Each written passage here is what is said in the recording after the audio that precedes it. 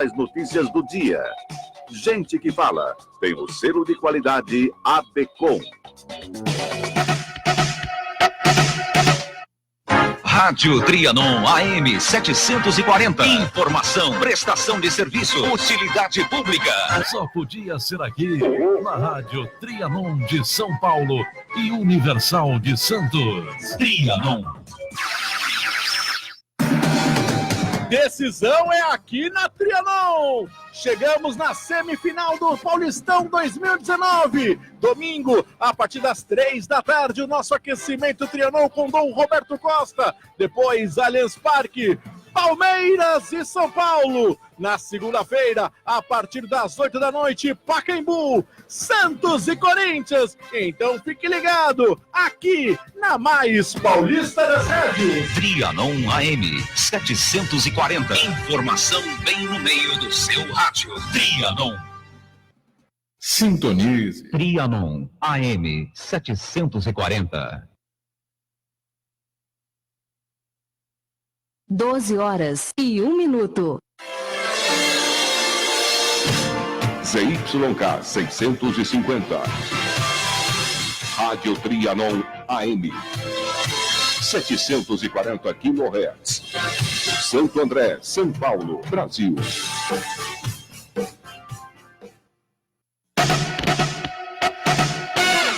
Está no ar Gente que Fala, o melhor programa de debates do rádio brasileiro. Gente que Fala tem texto e direção geral do jornalista Fausto Camunha. Gente que Fala reúne de segunda a sexta-feira formadores de opinião para discutir as principais notícias do dia. Gente que Fala tem o selo de qualidade ABCOM.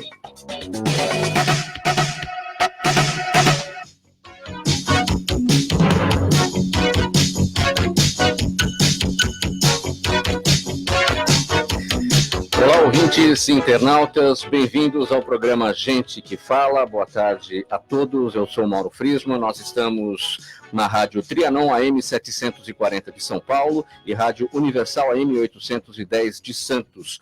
Ao vivo também por imagem nas redes sociais, Instagram, @programa Gente que Fala, e na nossa página facebook.com/programa Gente que Fala. Visite o nosso blog gentequefala.com.br e participe pelos telefones 3289-3580 e 5052-5555.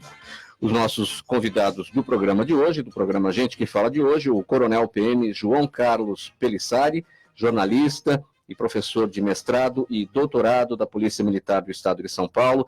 Bem-vindo, Coronel Pelissari. Obrigado. Uma boa tarde a todos os ouvintes aqui da Rádio Trianon. O Coronel Adalto Luiz Silva, ex-comandante da Academia de Polícia Militar do Barro Branco. Boa tarde, seja bem-vindo. Boa tarde a todos. O capitão Rodrigo Fernandes Dourado, da Diretoria de Tecnologia da Informação da Polícia Militar. Bem-vindo também. Obrigado, boa tarde, Mauro, boa tarde, Coronel Adalto, boa tarde, Coronel Pelissari.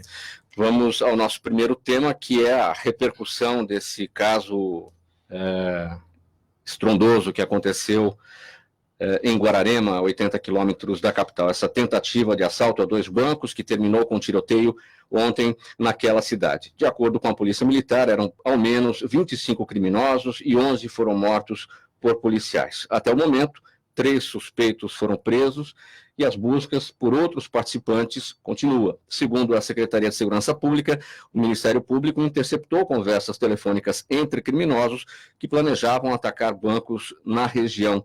A data da ação foi informada à rota, que ficou de prontidão para agir. Coronel Pelissari, o diferencial aí foi a inteligência, não? A inteligência. Eu particularmente vi com bons olhos, né, essa ação, não pela letalidade, não entendam mal, por favor, mas se todos vocês fizerem um retrospecto dos últimos anos do governo, o que aconteceu? Com a ascensão, né, do ministro, hoje ministro do Supremo Tribunal Federal, Alexandre de Moraes, como secretário de Segurança Pública do Estado de São Paulo à época, essa inteligência, esse convênio, podemos dizer assim, entre o GAECO, né, que é o Grupo Especial contra o Crime Organizado do Ministério Público, e as polícias do Estado, foi interrompido. Então, se fizerem uma retrospectiva histórica, não houve grandes ações contra o PCC a partir daquele momento. Né? Eu não quero insinuar, apenas foi uma política de governo, porque todas as vezes em que o PCC estava sendo monitorado pelo GAECO e se elaborava operações para... Porque essa aqui é uma grande operação que foi elaborada, né? Sempre acabava com algum resultado de letalidade. Por quê? Porque eles não estão para brincadeira. Eles estão armados com arma de guerra, eles estavam com carros blindados. Então, pegamos o caso de Atibaia, em que eles cercaram a companhia. Eles sabiam que quando chegassem no banco, as viaturas seriam acionadas pelo 90. 2 policiais foram executados covardemente, porque ninguém tinha informação. Então, com essa ação agora em Guararema, nós falamos de Guararema, porém a ação... O GAECO tinha informação que haveria um roubo na região, mas não necessariamente que seria em Guararema, poderia ser em Santa Branca, poderia ser em Jacareí, apesar que o Novo Cangaço está buscando cidades pequenas. Então havia uma chance muito grande de ser em Guararema, podia ser uma chance grande de ser em Santa Branca, né? Essa coisa do Novo Cangaço, que também tem aqui em São Paulo, vide Atibaia, por exemplo, né? E outras cidades pequenas do interior. Então, quando a gente vê uma ação dessa articulada, né, com o Ministério Público do Estado de São Paulo e a Polícia Militar, a gente tem que ficar contente, porque já está demonstrando que o crime não vai ter vida fácil, pelo menos essa é a sinalização que o governo João Dória está dando para nós, cidadãos de São Paulo. E, como disse hoje um articulista, né, de manhã, São Paulo acordou hoje mais... A população do estado de São Paulo acordou hoje mais confiante, mais segura, mais tranquila. Agora, Coronel Adalto, o que se viu, né, com a quantidade tamanha de armamentos pesados, coletes, munições de todo tipo ali, quer dizer, eles foram para o confronto mesmo, essa era a ideia. Sim, foram para o confronto direto. Agora, é interessante que eles foram numa cidade toda monitorada, né? A gente vê as imagens do que aconteceu, para ver a ousadia que eles têm e o senso de impunidade que eles têm. Eles achavam que isso não ia acontecer nunca, o que aconteceu. Porque senão não iriam se expor tanto, né? A cidade todinha monitorada. Guararema é uma das cidades mais monitoradas, né, que nós temos no estado. E eles enfrentaram isso, né? Agora, eu acho que cabe ressaltar duas coisas, aliás, uma coisa com 2 corporações, né? 2 corporações de credibilidade. A confiança que essas corporações demonstraram, a confiabilidade que elas demonstraram. Isso não vazou. Em geral, uma operação dessa é muito complexa. Há uma boa possibilidade de vazar essa informação. Mas elas circularam. Essa informação circulou entre o Ministério Público e a Polícia Militar. E deu o resultado que deu, por quê? Porque essas informações chegaram onde tinham que chegar, da forma como tinham que chegar. Então, eu acho que isso é bom ressaltar, porque nós temos muito caso de vazamento. Vemos o caso do Rio de Janeiro lá, que está uma situação de vazamento lá do caso Marielle, né? E aqui a gente verificou que se as instituições trabalharem com seriedade e com confiabilidade, o resultado é um resultado efetivo para a defesa da sociedade. O que foi que garantiu esse não vazamento e que, no final das contas, propiciou esse resultado do trabalho da polícia? Certamente o fluxo dessas informações foram passadas para órgãos superiores, né? Não teve... provavelmente o envolvimento de órgãos abaixo do necessário para saber, né? Eu acredito que a Rota estava sabendo, o comando da PM sabendo e o Ministério Público, né? Então não houve muita chance de vazar. Eu acho que isso é importante. Capitão Dourado, o Coronel Adalto destacou essa questão do monitoramento de Guararema, quer dizer, a cidade é toda vigiada por câmeras e destacou também a ousadia dos bandidos e vamos para cima, né? Como é que você avalia essa questão? Eles não esperavam, de fato, a ação policial que houve e fizeram um pouco de monitoramento? Com certeza, Mauro. Eles fizeram pouco caso desse monitoramento, porque acreditavam que, como qualquer outra cidade pequena, só iria encontrar a guarnição da Polícia Militar que estivesse ali presente, de serviço, e conseguiriam subjugá-lo de maneira muito fácil. Eles não contavam que já estavam sendo monitorados e que poderia ter todo um aparato, uma operação preparada para poder impedir a ação desses criminosos. Eles foram numa cidade pequena, porque sabem que até chegar um apoio, aquela guarnição ela vai se sentir vulnerável. Então, eles se sentiram confiantes mesmo com o monitoramento todo de Guararema. É muita audácia hoje desses criminosos. O que é que tem levado a ação desses criminosos para cidades menores? Ali é uma cidade muito pequena, não chega a 30 mil habitantes.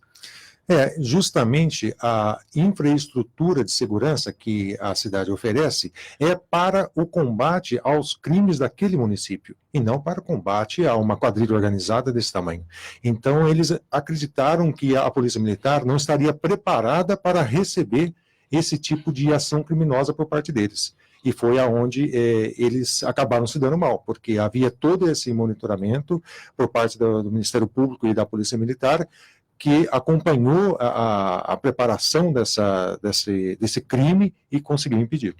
Quais são as informações até o momento, Coronel Perissari? Até aqui a gente são 3 suspeitos presos, esse número mudou? Como é que está? Qual é a situação do momento? O número não mudou, né? O número não mudou, porque esse é um problema de São Paulo, do estado de São Paulo. O que é uma vantagem para São Paulo em termos da economia, também torna-se um problema em termos de pesadelo tático para a polícia. Porque qualquer cidade do município de São Paulo, você chega por várias estradas, você não chega por uma estrada só. Então, a gente pode tentar fechar um caminho de fuga, 2 caminhos de fuga, mas você tem vários, você tem 10, tem município que tem centenas de estradas chegando para você entrar e sair, né? Então, o que se presume? Primeiro, que há a suspeita de que ainda haja indivíduos dessa quadrilha que estejam feridos e possam estar aí escondidos na parte rural do município. Então, eles estão procurando. A operação em si não acabou, mas até agora temos 3. Esses 3, eles, não que eles vão confessar, eles até podem confessar, mas eles têm todo um histórico de participação e você faz, através da informação que a Polícia Militar mantém, um banco de dados atualizado, né? A Polícia Civil também o faz. Esses indivíduos, eles sempre têm ligações com outros comparsas, então a partir dessas ligações, eu posso não pegá-los ali, em Guararema, mas eu posso pegá-los onde eles estão morando. Né? Então a gente vai, aí começa o trabalho mesmo, né, da investigação e da parte da apuração para tentar prender esses criminosos no mais rápido espaço de tempo possível. E tem aqueles, os mentores, aqueles que não estiveram na ação necessariamente, mas participaram da organização de tudo aquilo que a inteligência vai buscar também. Sim. Esses aí, eles são soldados, podemos dizer assim, eles são soldados. Então, tem aqueles que treinam, tem aqueles que mandam, é toda uma estrutura muito bem organizada, que o crime, que no caso o PCC tem em São Paulo, é muito bem organizado. Infelizmente, inclusive, cooptando, né, membros tanto das polícias militares quanto das Forças Armadas para dar treinamento para esse tipo de gente aí, para como usar um fuzil, como fazer uma visada, como fazer uma ação de contenção em relação a uma tropa que vem contra você, é muito bem organizado. Coronel Adalto, como é que fica a situação de Guararema daqui para frente em termos de policiamento? Porque tem o policiamento normal que acontece, quer dizer, mas se a polícia não soubesse, por meio da inteligência que utilizou, que haveria o ataque aos bancos, quer dizer, os policiais lá do serviço normal seriam surpreendidos. E como é que fica daqui para frente esse policiamento, embora a cidade tenha todo aquele monitoramento que já destacamos aqui? Bom, eu acho que ela vai melhorar a segurança dela, porque agora todos sabem disso, né? Então, os aventureiros que tentaram não se deram bem, né?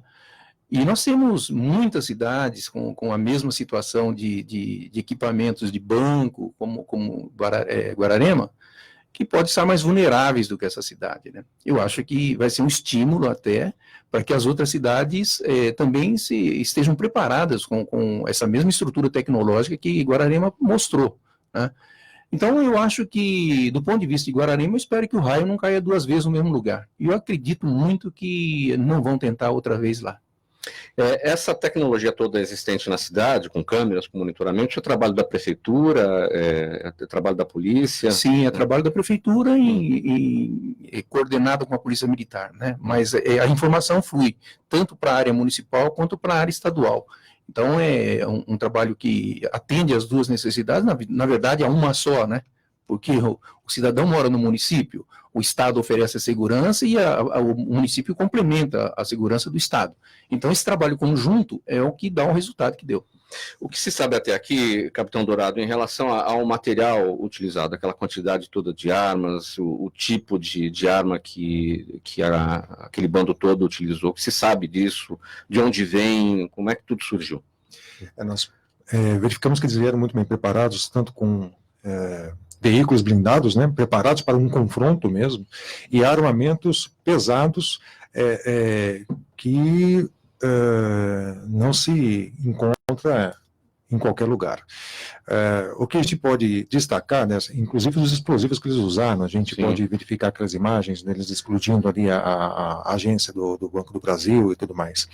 E uma coisa que é importante destacar, né, na questão da segurança e da tecnologia que tem sido empregada, e nesse ponto é até um ponto que a gente deve elogiar os bancos. Naquelas imagens a gente vê que depois da explosão houve encheu aquela câmara ali, aquela sala de fumaça, que é um dispositivo de segurança, justamente para impedir que o roubo continuasse.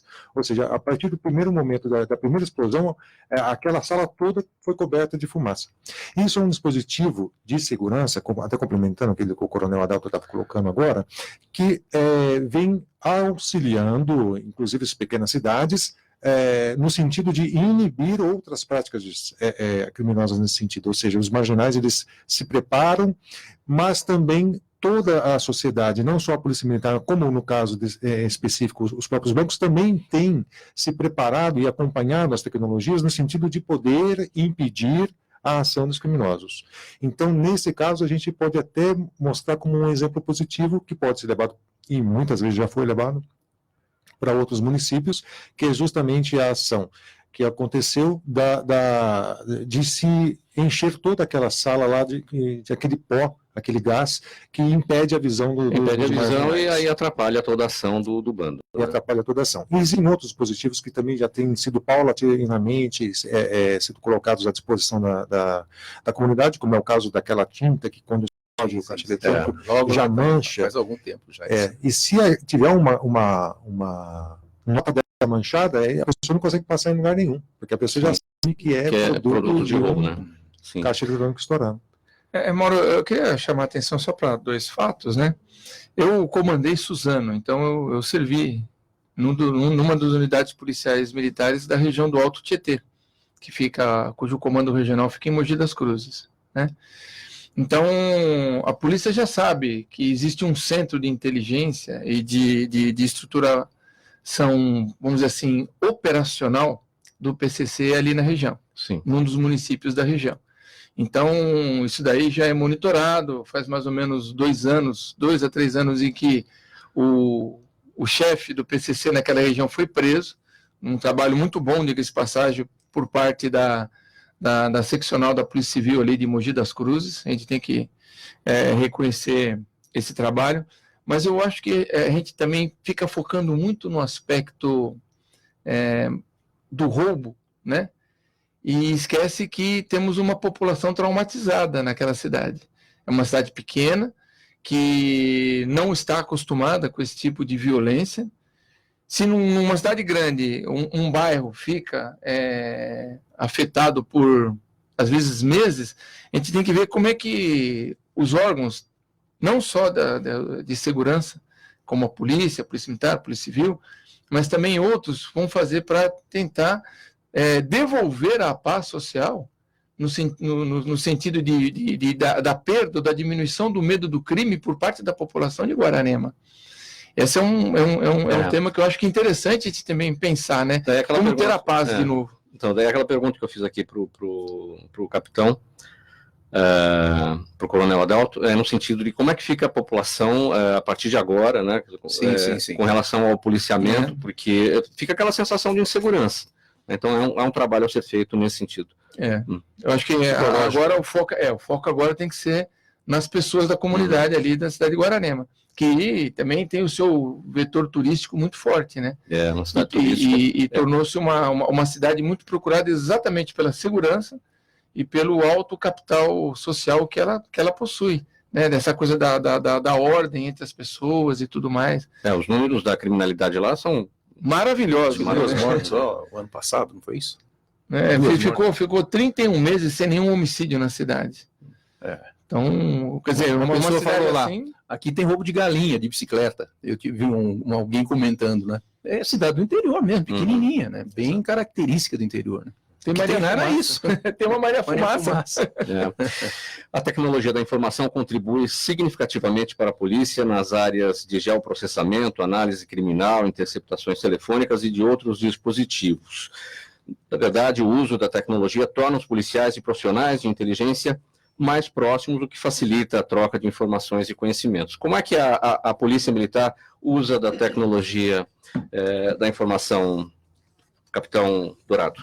Mauro, eu sou da diretoria de TIC, né, Tecnologia da Informação e Comunicação. Nós lá temos 2 departamentos, um que cuida só dessa área de software, que nós criamos softwares para serem utilizados pela corporação, pela Polícia Militar, e tem ainda o departamento que cuida da radiocomunicação, das telecomunicações da Polícia Militar. Então, nós temos todo um sistema estruturado da diretoria para dar um suporte de serviço ao policial militar na ponta da linha. E não só isso, hoje em dia a gente, inclusive, já desenvolveu recentemente, foi lançado pelo governador agora dia 22 passado, na coletiva de imprensa lá no Palácio dos Bandeirantes, o aplicativo SOS Mulher, que é um aplicativo também desenvolvido pela Polícia Militar, em parceria com o Tribunal de Justiça do Estado de São Paulo, justamente porque nós captamos do Tribunal de Justiça, através de um web service, uma integração, o banco de dados das mulheres, das pessoas, né, que têm medidas protetivas, aquelas medidas previstas na Lei Maria da Penha, e através desse banco de dados a gente autoriza as pessoas que têm então medida protetiva, basta baixar no seu smartphone, no seu celular, seja Android, seja da Apple, esse aplicativo, e uma vez checado o banco de dados, ele pode acionar a Polícia Militar através de um botão de pânico. O SOS Mulher. É o SOS Mulher. O aplicativo é o SOS Mulher, destinado às pessoas que têm medidas protetivas concedidas pelo Poder Judiciário do Estado de São Paulo. A grande maioria, a nossa massa de dados que nós recebemos no Tribunal de Justiça de São Paulo são 70 mil pessoas, 71 mil pessoas. A grande maioria esmagadora são mulheres, mas também tem homens, tem idosos, tem crianças que também têm medidas protetivas. Então, embora o nome do aplicativo seja SOS Mulher, qualquer pessoa que tenha medida protetiva concedida no Estado de São Paulo, pela Justiça do Estado de São Paulo, pode baixar esse aplicativo e acionar a Polícia Militar através de um botão de pânico. Esse aplicativo, qual a vantagem dele, Mauro? Deixa eu até aproveitar já para explicar. A pessoa... O canal normal de acionamento de emergência é através do telefone 90, que é o que a gente sempre busca a melhor eficiência para atender todos da população. Só que no canal 90 a pessoa vai ter que ligar primeiro para o 90, ser atendido por um profissional, vai passar o seu nome, vai passar seu endereço, vai passar o que está acontecendo e o seu telefone de contato, se for o caso. Nesse caso do botão de pânico, a mulher, ao verificar que a sua medida protetiva está sendo descumprida pelo agressor, ela, ao apertar o botão de pânico, não vai passar pelo esse atendente 90. Vai cair direto na tela do policial militar, lá que é o despachador. É aquele policial militar que está com o rádio na mão, se comunicando com as viaturas ali da região próxima daquela mulher. Cai nesse militar que comunica com as viaturas que estão próximas daquela mulher, que são vários militares, mas vai cair especificamente nele. Como? Através da captura das coordenadas geográficas, que o aplicativo vai fazer, do smartphone, já vai passar para o nosso sistema e o sistema inteligentemente já vai colocar nesse militar que conversa com as viaturas que estão próximas daquela mulher. E já vai vir também com o nome dela, com o telefone dela, o endereço vem através de tudo já identificado porque vem pelo próprio aplicativo. Pelo próprio aplicativo. E nós, sabendo que é pelo aplicativo, sabemos que é um descumprimento de uma medida protetiva. Ou seja, até o que está acontecendo nós já sabemos. Então, só basta para nós despacharmos, acionarmos a viatura mais próxima para atender essa vítima.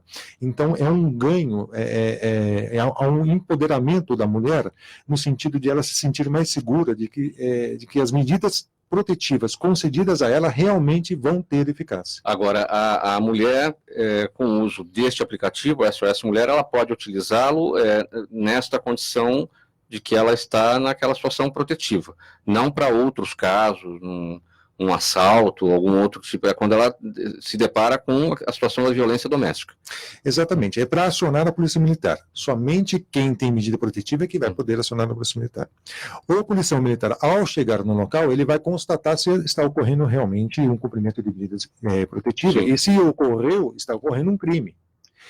Então vai verificar exatamente com ela qual a medida protetiva que ela tem. Por exemplo, o agressor tem que ficar pelo menos 800 metros de distância, o agressor estava já acompanhando, perseguindo ela. Sim. É um descumprimento de medida protetiva, previsto como crime na Lei Maria da Penha, então pode ser conduzido para a delegacia. Mas para conseguir acionar esse botão de pânico, quando a pessoa fizer baixar o aplicativo no celular, o cadastro que ela fizer vai ser checado com o cadastro do Tribunal de Justiça. Se ela não tiver a medida protetiva, ela não consegue acionar o botão de pânico, ela não consegue usar. Inclusive, no aplicativo tem até uma aba lá de teste de acionamento, porque se a pessoa tiver em dúvida, ela pode ir lá e fazer o teste antes de gerar uma ocorrência de verdade, para ver se realmente funciona ou não, se ela tem medida protetiva ou não. Às vezes ela foi conduzida em uma ocorrência para a delegacia e tem na cabeça que ela tem uma medida protetiva e não tem.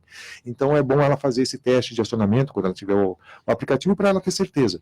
Se não tiver, vai vir uma mensagem para ela: olha, você não possui medida protetiva, caso necessário, entre em contato com a Polícia Militar através do telefone 90. Quais são as outras atribuições da sua diretoria de tecnologia da informação da PM? Eu tenho aqui informação, por exemplo, migração do sistema de rádio do analógico para o digital. Como é que está esse trabalho, esse processo? Até porque muito se intercepta também conversas da polícia feitas por meio do rádio. Essa migração vai acabar com isso? Exatamente. Nós tivemos esse problema durante anos, né? As pessoas conseguiam, através de um rádio comunicador, colocar na frequência da Polícia Militar e ouvir toda a nossa comunicação. Então, para o marginal, ele sabia quando é que a polícia estava chegando no local do crime ou não. Mas a culpa não era nossa, né? O governo federal é que nunca permitiu que a gente usasse as frequências que as polícias do mundo usam, nunca deixar. Tá, o nosso rádio é como se fosse rádio amador, né? Exatamente, as frequências são as mesmas. Então, o que aconteceu?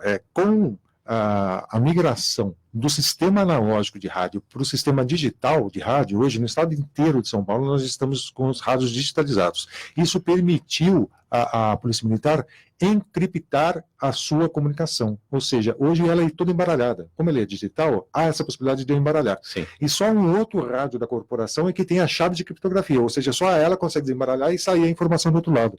Então, se eu, como um civil, compro um rádio comunicador, coloco na frequência, eu não vou escutar mais nada hoje do que a Polícia Militar fala. É o que o sistema digital permite, quer dizer, o que a gente sabia com escrita, uma criptografia num texto, agora a gente vê com áudio também. Exatamente o mesmo sistema. Aquela criptografia que a gente fazia no texto, hoje, agora, de forma digital. Bom, hoje cedo houve um assalto na agência do Banco Santander em Diadema. Os criminosos amarraram explosivos em uma refém. Não há confirmação se fugiram ou se ainda estão nas proximidades ali no local. Um outro assalto de manhã na agência do Banco do Brasil, na Avenida Jabaquara, na zona sul de São Paulo. 4 criminosos fugiram. Como é que a gente atualiza essas ocorrências? Vocês têm informação a respeito? Aí você pegou nós em calça curta.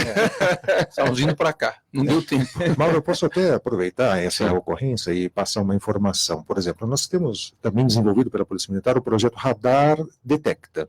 O que esse projeto faz? Esse projeto, ele, através de câmeras de OCR, aquelas que conseguem ler caracteres, ou seja, ler a placa dos veículos, ela consegue checar no banco de dados se um veículo participou de uma ação criminosa ou não.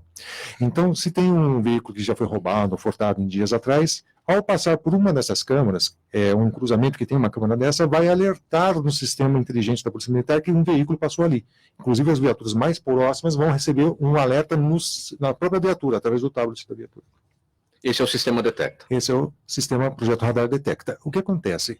Ele não é somente para veículos, produtos de furto ou roubo, que foram... Sim, identifica veículos irregulares de uma maneira geral, aplica multas. Nessa ocorrência específica, se, por exemplo, nós temos a placa do veículo, se alguma testemunha conseguiu verificar a placa do veículo, e ao ligar 190 passar essa placa, isso automaticamente já é inserido no sistema, e aonde esse veículo agora passar, que tenha uma câmera inteligente, já vai apontar para a nossa central de operações, o Copom, e para as viaturas que estão mais próximas, num raio de 4 quilômetros daquele radar.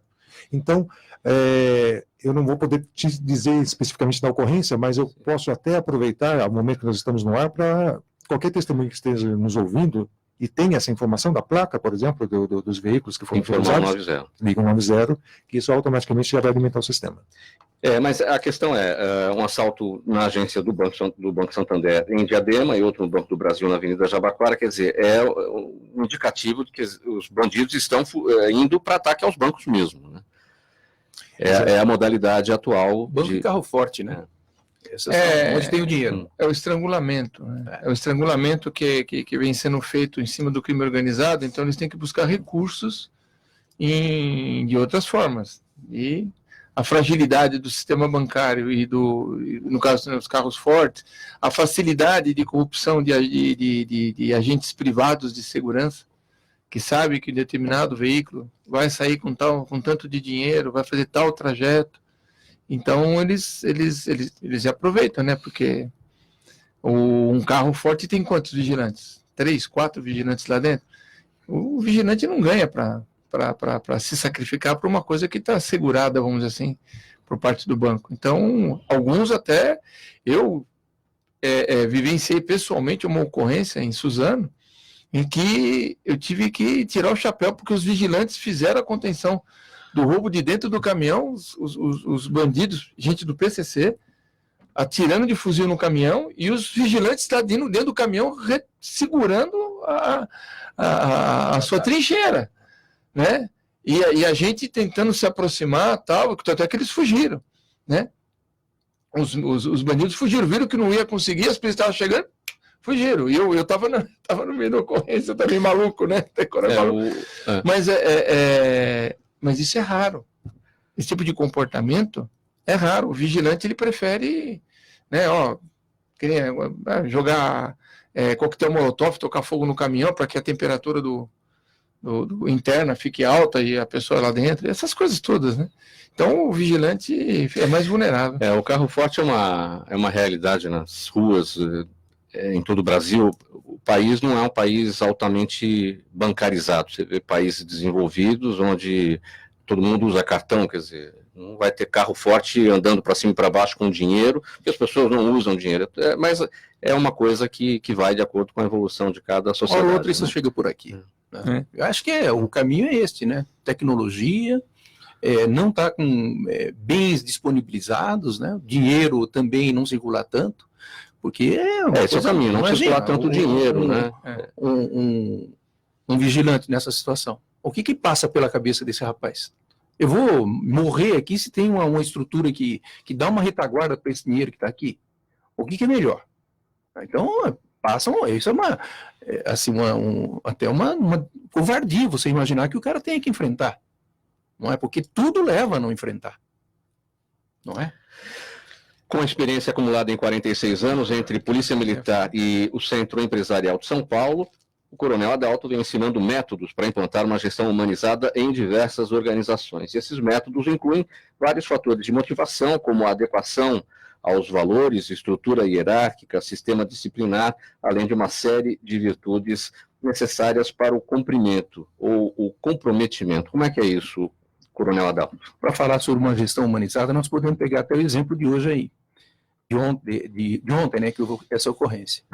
Esses policiais todos que se envolveram nessa ocorrência estão também traumatizados, porque foi uma guerra aquilo, né?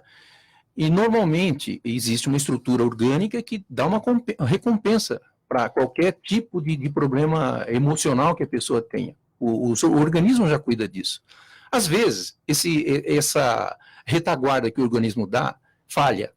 Então, o profissional que está se envolvendo com situações estressantes, ele busca uma alternativa. O organismo busca uma alternativa. aquilo que lhe dá prazer, né? Muitas vezes, o que dá prazer é o desvio para alguma situação. E a primeira vez que eu comecei a pensar sobre gestão humanizada foi lá nos idos de 83, quando eu fui chamado por um funcionário, um outro funcionário do quartel, informando que havia um sargento que estava embriagado no alojamento dos sargentos, né? Bom, eu tomei as medidas que deveria tomar. Eu era tenente à época, as medidas que deveria tomar. É uma situação de gravidade muito alta dentro da corporação. Eu prendi o sargento. Só que ele falou a frase que mudou muita coisa na minha vida. Uma frase que até hoje eu lembro bem. Ele falou para mim: tenente, o senhor trabalha comigo, trabalha ao meu lado. O senhor não sabe de mim, o senhor não sabe da minha família, o senhor não sabe por que eu bebo. Eu passei a pensar aquilo. Ele tinha razão, o que me incomodou mais é que ele tinha razão, e era isso mesmo. A partir dali eu comecei a pensar, puxa vida, o que eu poderia ter feito para que essa situação não chegou aonde chegou, em que eu estou com esse constrangimento e ele está preso? Será que eu poderia ter feito alguma coisa antes disso? Né? E aí eu comecei a pensar sobre isso, né? E estudando muito, praticando muito isso ao longo da vida profissional, né? Tanto na PM quanto no centro empresarial, né? E cheguei a algumas conclusões que eu acho interessante que a gente aborde, né? Eu acho assim, a primeira coisa que precisa para a gente ter uma gestão humanizada é a organização em que esse trabalho vai ser realizado, a organização que acolhe as pessoas, ela deve estar preparada para aquilo, né? Para ter uma gestão humanizada. Porque qualquer desalinhamento, ela gera desconforto, gera revolta, muitas vezes, desestimula. A organização tem que ter essa filosofia. Sim, a primeira coisa. Ponto. É, o primeiro ponto. Quando você vai estruturar uma organização, você tem uma ideia que você quer chegar num resultado, né? Quem é que você vai colocar no meio do seu caminho para chegar nesse resultado, propiciar esse resultado? As pessoas que estão ali. Então, você tem que ter políticas, né? Primeiro sabendo que tipo de pessoa você quer. Se você quer uma pessoa criativa, uma pessoa cumpridora de ordens, isso tem um efeito muito grande no resultado final. Se você põe uma pessoa que seja mais criativa para trabalhar num regime hierárquico mais fechado, você vai estar estabelecendo uma incongruência que vai ter repercussão no resultado final. Claro. Né? Da mesma forma, o contrário. Coloca uma pessoa muito dura, muito fechada, dentro de uma estrutura que exija criatividade, que exige que a pessoa tenha uma autonomia, também não vai você vai cercear o sistema. Então, a empresa, ela deve estar preparada, ou a organização estar preparada para estabelecer essa linha coerente de ações, tanto na escolha do seu pessoal, considerando os valores internos dela, a cultura interna, são as crenças internas que ela tem, que ela desenvolve, que os funcionários desenvolvem entre eles, né? Ela alinhando isso, né? A hierarquia, o sistema hierárquico, que é muito importante, é fundamental isso, porque você pode ter uma estrutura que necessite de muita criatividade, de muita autonomia. Por exemplo, no nosso caso, o fim da linha da Polícia Militar, a ponta da linha da Polícia Militar. Tem uma hora que aquele policial que está lá, ele tem que tomar atitude. E ele não vai ter alguém ao lado dele para ajudar nisso. Então, ele tem que estar preparado para tomar aquela atitude. Então, ali naquele momento, é ele e ele. Ele é a representação da corporação e a corporação não está ali presente. Ele é autônomo. Isso tem na formação, na contratação, você tem que verificar pessoas que estejam adequadas para isso. Como é que leva isso para dentro da corporação da Polícia Militar? Porque essa questão da humanização tem a ver com autonomia, porque muitas vezes o policial acaba não tendo autonomia, ou quase sempre acaba não tendo autonomia numa ocorrência, e como é que essas coisas se encaixam quando falta autonomia?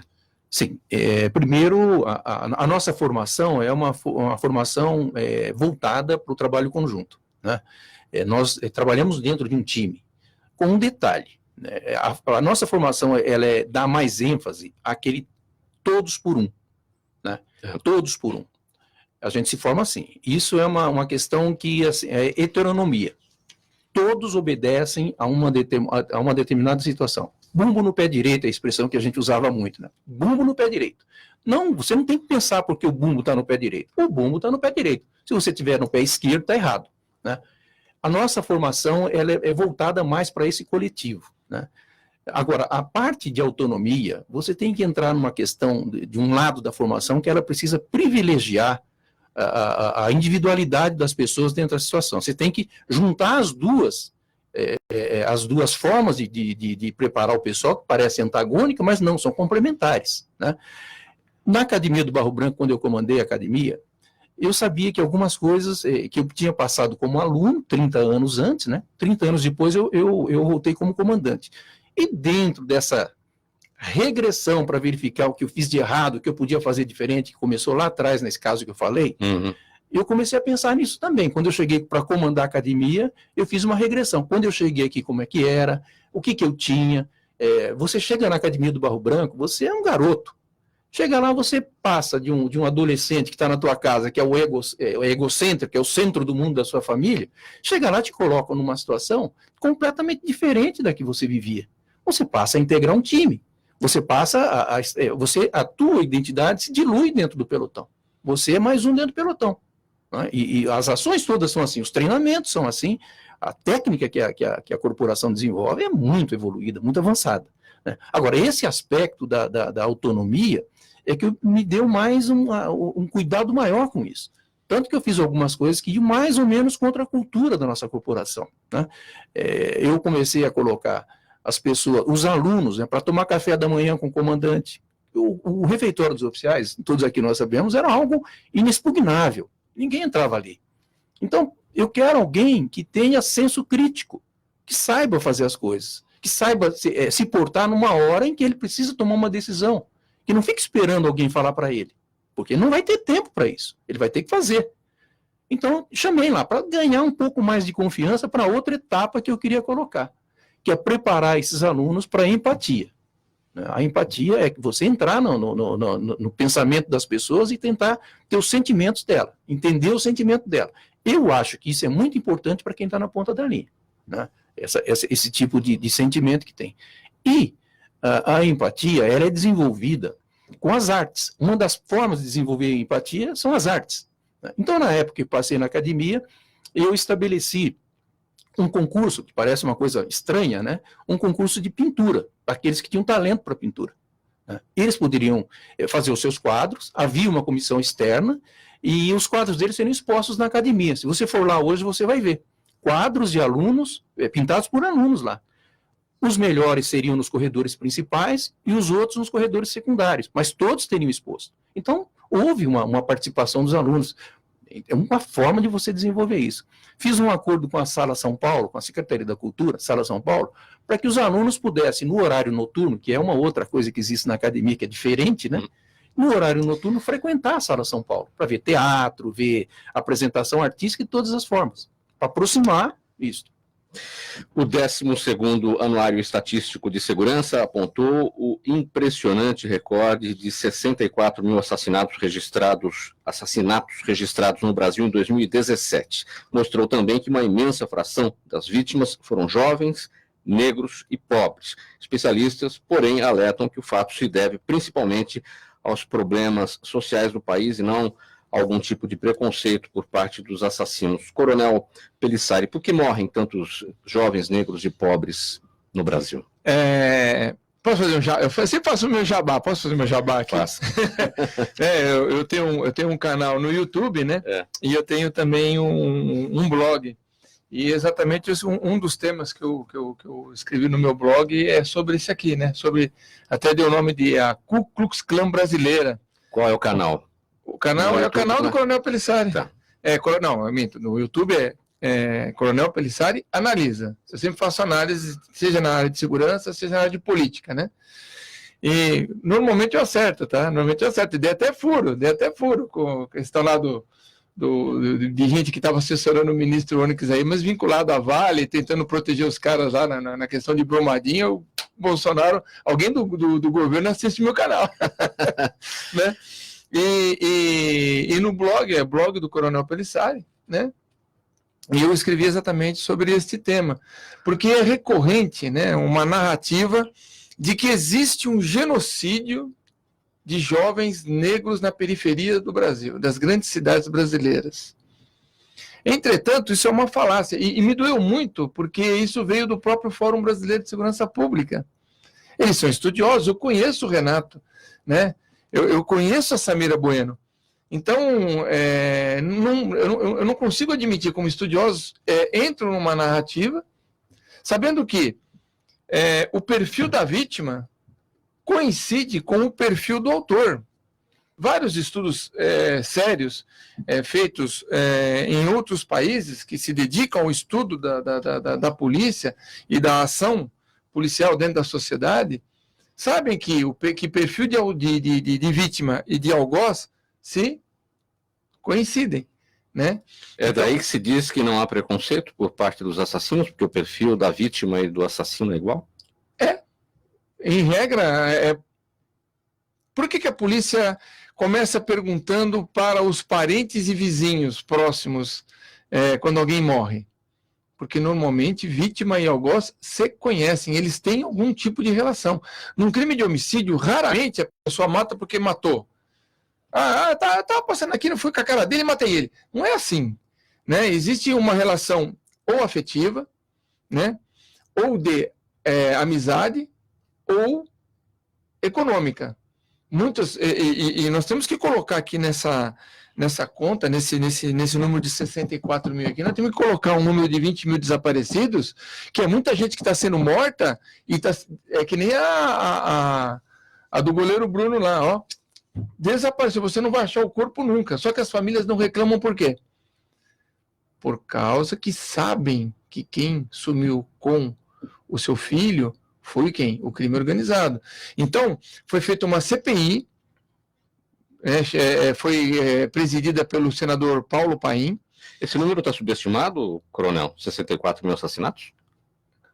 Dos assassinatos registrados, ele está certo porque claro, a sua identificação... estatística, sim. Agora, a gente tem que olhar para o número de desaparecimentos e também ficar preocupado com essa dinâmica dos desaparecimentos. Porque a gente pode estar tendo muito jovem, né, muita gente que está sendo morta pelo crime organizado e está sendo desaparecida nos micro-ondas da vida. Se você incinera um corpo até calcinar, até virar cinza, como é que você vai provar que houve a morte? Né? Se você enterra... O Brasil é um país grande. Se você sair pelo mato aqui a quilômetros de distância de alguma área civilizada, você enterrar alguém lá, quem vai ficar procurando ali? Né? Então, a gente tem que também ficar preocupado com os desaparecimentos, porque hoje em dia, e tá lá nos estatutos do PCC, eu falo muito do PCC hoje, né? Que tem a forma de acordo com o tipo de erro que o indivíduo comete dentro da organização, ele tem um tipo de morte, né? Então ele vai morrer picado, né? Ele é picado vivo com facão, por exemplo. Isso não acontece à luz do dia, isso vai acontecer aonde? Em algum lugar, e você não vai achar o cara picado, a menos que você queira realmente mandar uma mensagem, você vai deixar o cara picado lá para todo mundo ver. Mas, em regra, você só quer picar o cara, puni-lo e acabou. Né? E esse corpo está enterrado em algum lugar. Né? Então, o discurso, o que acontece? Com a CPI, que foi feita com o objetivo, era provar que a polícia matava deliberadamente o jovem negro, tinha como objetivo o extermínio do jovem negro. Só que, ao final, a própria CPI reconheceu o quê? Que quem protege o jovem negro de periferia é a polícia. Sempre foi assim ao longo da história. A polícia tem uma clientela específica, que são os mais pobres, os mais vulneráveis, mas é exatamente os mais pobres e os mais vulneráveis que são protegidos pela polícia. Pode pegar qualquer autor aí, eu indico nomes, se quiser. Se quiser bibliografia, eu indico nomes. Né? E ele concluiu que quem mata? A própria CPI está no relatório de mais de 200 páginas, dizendo que o jovem negro, tendo em vista a sua criação, né, Darcy Ribeiro, eles citam Darcy Ribeiro, está lá no meu artigo, que eu peguei do relatório da CPI. Darcy Ribeiro dizendo que a forma como esses jovens são criados abandonados dentro das comunidades os torna reféns de uma idealização criminosa e que depois é cruel em cima do próprio jovem, vem depois e mata o jovem.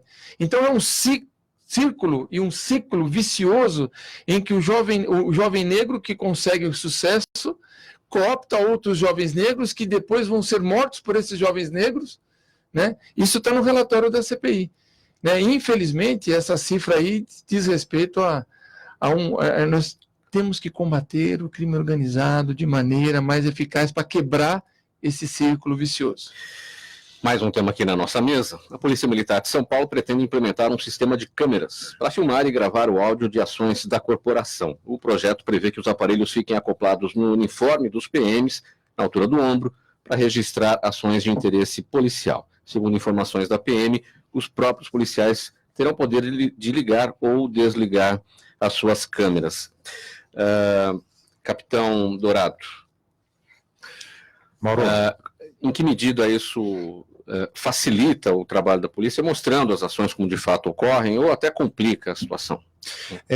na verdade, esse tipo de equipamento vai dar muito mais credibilidade à palavra do policial, e naturalmente, lógico, um policial que se num ímpeto fosse provocar uma ação arbitrária, ele também vai se autopoliciar nesse sentido, porque ele sabe que está sendo gravado.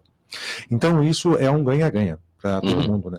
A população sabe também que não pode mais ficar agredindo ou se dirigindo a um policial de forma desrespeitosa, que isso caracteriza um desacato que muitas vezes a gente não consegue corroborar outras provas, e agora com um vídeo, uma imagem, a população também vai respeitar mais a autoridade policial. Então, na verdade, há ganho dos dois lados. E o policial militar, ele tem nessa câmera, uma câmera de uso pessoal, uma body cam. Então ele vai usar ela na altura do ombro.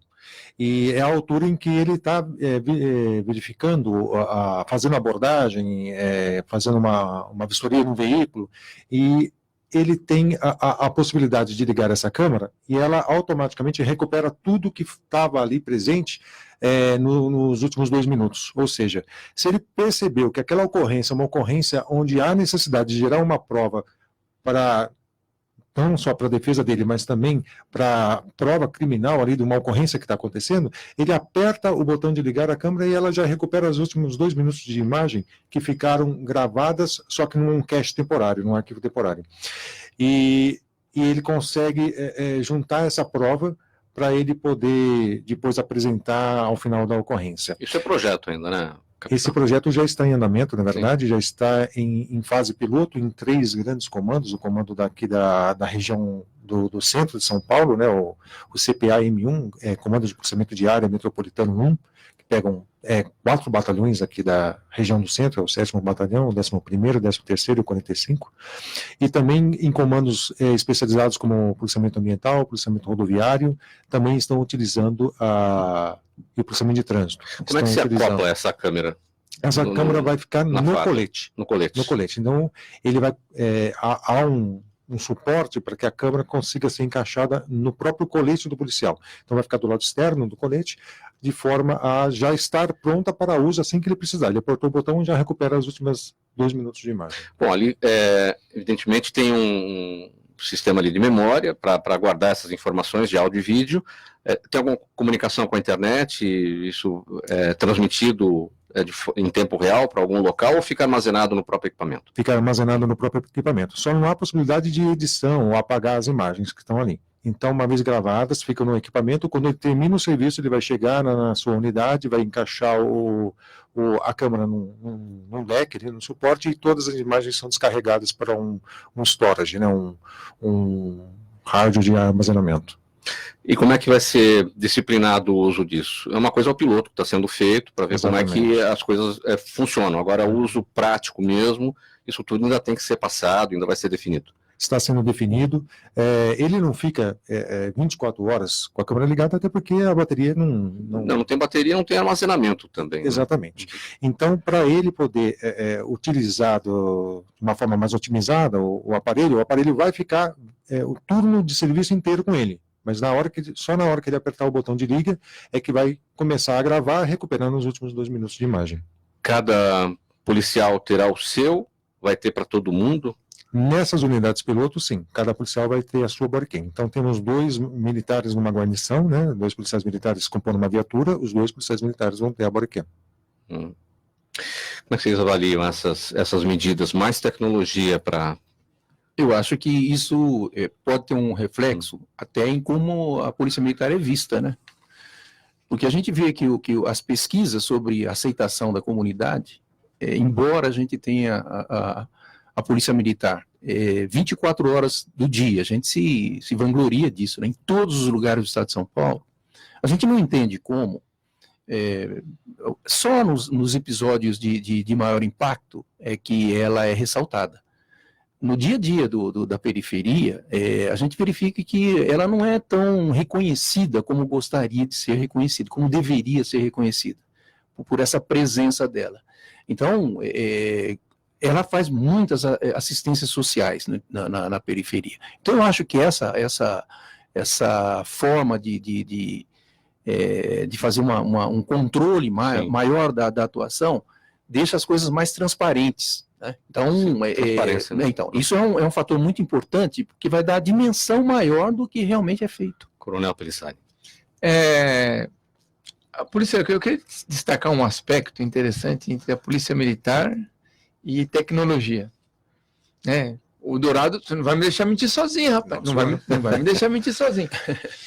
Assim, nós somos a primeira organização policial e militar do Brasil a utilizar a informática. É verdade. Né? Então, a Polícia Militar está sempre na vanguarda dessas questões tecnológicas. E a questão de colocar câmeras, por exemplo, não é de agora, é que a Polícia Militar está sempre à frente, e quem não ajuda muita gente é o governo do Estado, né? Que não solta verba para a gente poder colocar as coisas, porque querer a gente quer, não quer? Exatamente, depende da verba. Depende da verba, né? Então, que nem o caso dos veículos, né? Do projeto Radar. Nós temos bancos de dados com veículos envolvidos em crime, né, ou roubados, desde 88, né, desde 88, mas agora, recentemente, com o que a gente pôde conseguir criar um sistema, né, então, assim, a Polícia Militar, no que depender dela, ela sempre vai estar, transparência, né, sendo transparência com a tecnologia. O tempo do programa se esgotou. Coronel Pelissari, aproveitando a sua palavra, os seus contatos, enfim, faça o seu jabá. Não, já fiz o meu jabá, se puder visitar o canal do YouTube, eu agradeço, mas eu agradeço principalmente aqui a Rádio Trianon, né, por ter permitido, né, e permitir para a gente poder falar um pouco da Polícia Militar às sextas-feiras aqui. Muito obrigado. Seu encerramento, Coronel Adalto. Eu gostaria de agradecer a oportunidade, né? Nós vemos que esses temas todos são temas importantes, né?